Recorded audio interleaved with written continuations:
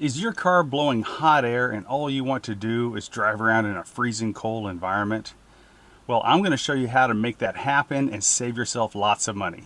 Welcome to You Can Fix Anything. My Land Cruiser pickup, which I bought about 6 years ago, has been working perfectly. But I've noticed in the last few months the air conditioner has just started blowing air a little bit warmer and warmer as the weeks go by. So I want to show you how to charge up a system that doesn't have any major leaks or any major problems. It's just going to be a simple video. Now I do want to make one point at the beginning of this video, is that the practices and principles that I teach and walk through step by step, even though I'm working on a Toyota, apply to all makes and models of cars that use a 134A system. And so this video is good for everyone. Now you're just going to need a few basic tools to complete this job. First is a manifold gauge set, and you want one that has the low pressure side and the high pressure side. You can buy one of the cheap units that just has the low pressure at Walmart. The risk is if there's any problems within your system, there's any restriction, your pressure on the high side can get dangerously high, end up causing a blown hose or gasket, and that could also lead to an injury. So you definitely want to get a good manifold gauge set. This one I bought off Amazon. I'll put links in the description below for what I use in this video. Second, you're going to need the refrigerant. All modern cars now are using R134A. Now, generally you go to Wally World and you get the little 12-ounce cans. In Liberia, we have to buy it 30 pounds at a time to spend a couple $100. So that's what I'm going to be using today, but definitely buy the little cans either online or at Wally World, and that will do what you need it to do. Now, the first thing you're going to need to do is locate and make sure you have access to the high and low pressure side ports.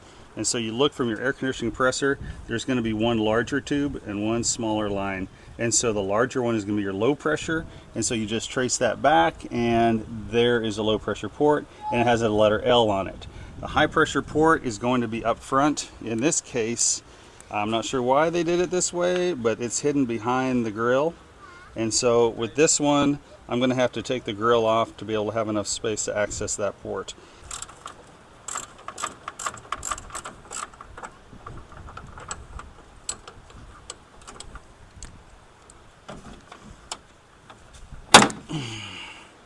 I'm videotaping. Here's a better view of the high side valve. You can see there's an H on it. And this has something very special that's very uncommon in today's world. It's common when I was a kid back in the 70s, and that is a sight glass. And so you actually can see the refrigerant flowing through there when the system is on. And if you see air bubbles, then that means the system is low. When it runs clear with just solid liquid passing through, that means the system is full. Since we've established that this is the high side, it has the letter H on the cap, and these caps, these fittings are different on the high and low side, so you can't mix them up. So we're going to take this off and put it over in a safe place. And then because it's been on there, it's the first time we've taken it off ever, so that's probably originally installed at the factory in Japan. We want to make sure the outside is clean. Now, because it's sealed with an O-ring, we know that the inside is clean.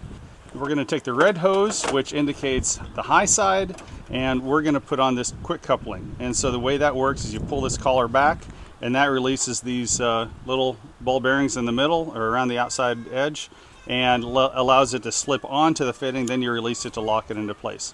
Before putting it on, you want to make sure that this is out all the way, because when it's in, it actually pushes a little pin that opens the Schrader valve on the valve. And so if you try to slip this on with this already screwed in, you're going to waste refrigerant that's in the system. So you want to make sure that's all the way out, and then you pull that collar back and you slip it on, clicks into place, it's good to go.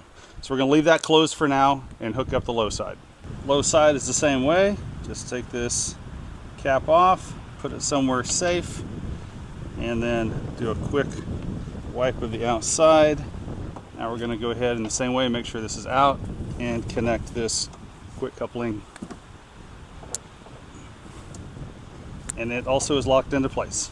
The final step before checking the system pressure and starting the car to see how things are looking is to connect the R134A.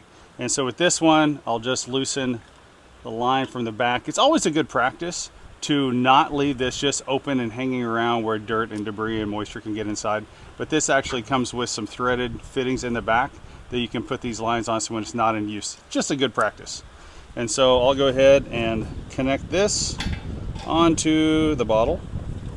The next step is to go ahead and open this, and you do that by screwing it in, and then that will give us the pressure reading of the system in its static state. And we'll do the same thing. You can't see it, but I'm doing the same thing for the high side. And these readings, as long as your gauges are working correctly, should be equal. And so in this case, we're about 85 psi on the low side, and it's going to be approximately 85 psi on the high side, which is normal. Now we're going to go ahead and fire this up, making sure that there's nothing in the area around the fan or the belts. You don't want these hoses getting caught up in there. That would be disastrous. So as we turn this on, a few things that you need to do. First is you want your blower on high. You want this to put maximum load on the system. And system pressures depend on various things like heat and humidity. Today it's probably in the upper 80s, and it's sunny, and I'm on the coast, so it's incredibly humid. The other thing is you want to put it on fresh air, not on recirc, because again, that puts the heaviest load on the system. Want maximum air, and this is something that's interesting, that's unique about these Toyota Land Cruisers, is this. Not sure why it's there, and you can use it to shut off. So it's almost like a double high, like a max air. Hopefully the engine noise isn't too bad, but as you can see here, the low side is very low, and the high side also is very low. These should be reading around, say 40 to 45 psi on the low side, and the high side should be anywhere from 185 to 210 normally. And so it tells us the system is low and we need to add some refrigerant. So now I'm going to go ahead and open the valve on the refrigerant. Something that I want to point out that's really important is that you want this to give you gas, not liquid refrigerant, because it goes through the yellow hose to the blue hose and almost directly to the compressor. And so if you send liquid refrigerant into the compressor, it's going to do something called a hydrolock. And liquids cannot compress, and it could cause your compressor to basically break. It's going to cause a hydrolock that could break the internal parts of it. So you always want to send gas to that. So that's why you have this upright. The same way when you're holding the cans, you want the valve to the top of the can so it's sending gas to the low side and to the compressor. So I'll open this up. Have that valve all the way open. Sometimes when they're partially open, they can leak along the stem a little bit. Don't want to waste any of this. See if I can get a shot of this, of the sight glass. Yeah, you can see that really clear. A lot of air and bubbles going through there, indicating the system's low. So what we're going to do now is just slowly open this valve. This is you want to just take your time, adding the refrigerant in.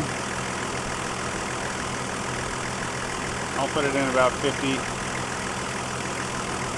And as that's going in, you'll see this will be slowly going up. Turn it up a little bit more. Watch that high side going up. We're going to use that as kind of the judge of when to shut this. Once it gets up about 175, 180, we'll shut it. Check the temperature inside the car. We'll check the sight glass. We'll keep an eye on this for a few minutes. Then we can add a little bit more at a time. Speed that up a little bit more. I know there's some people that will just take this valve and open it all the way, and it just has never been my practice. I'd rather be a little bit patient than get risky with something like that. So we're almost at 175. Okay, close that down. Let that settle down for a minute. You can see the low side is a little bit low. We're below 35. The high side, we're sitting just above 175. Let me check the sight glass real quick. Sight glass is still showing quite a bit of air in the system.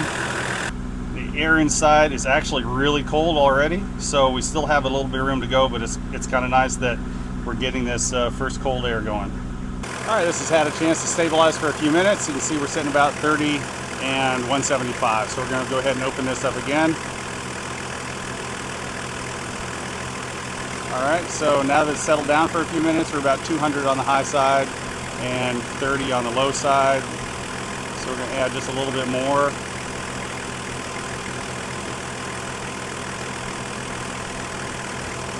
Okay, we're up to 200 on the high side. Let me close this down. Take a look at the sight glass, because that's going to tell us if there's any air in the system. side glass is actually looking clear.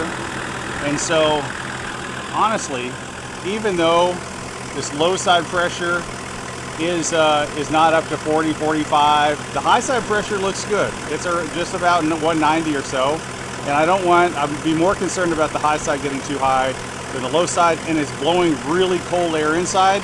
And so I will say I'm going to stop here. We can always add some more later on if we need to, if the performance on a super hot and humid day isn't what it should be. But I'm just going to call this one done. Again, you don't want to overcharge the system. That's going to give you more trouble in the future. Yeah, baby, it is ice cold in here, and when you put this over on recirc, it makes it a little bit louder, but it's going to make it even colder. And so I would call this a success. To finish the job, you want to just do everything you did in reverse order. Make sure these valves are closed. Close the valve on your tap. If you're using a little can, there's a valve there that you can close. And then close the valve, I should say, close it by unscrewing the quick coupler on the high side. Unscrew the quick coupler on the low side to close that. And then you can just pop them off. You see there's no refrigerant loss there.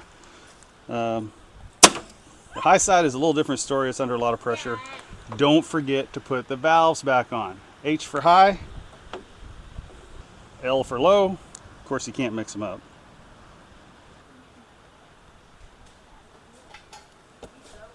Now when you screw these on the back, don't screw them tight, because that will just compress your O-ring. Just to put it on there does help keep the dust and dirt out of this. Congratulations, you got this fixed done, and you saved yourself hundreds of dollars versus going to a shop. And so I'm proud of you. You did great.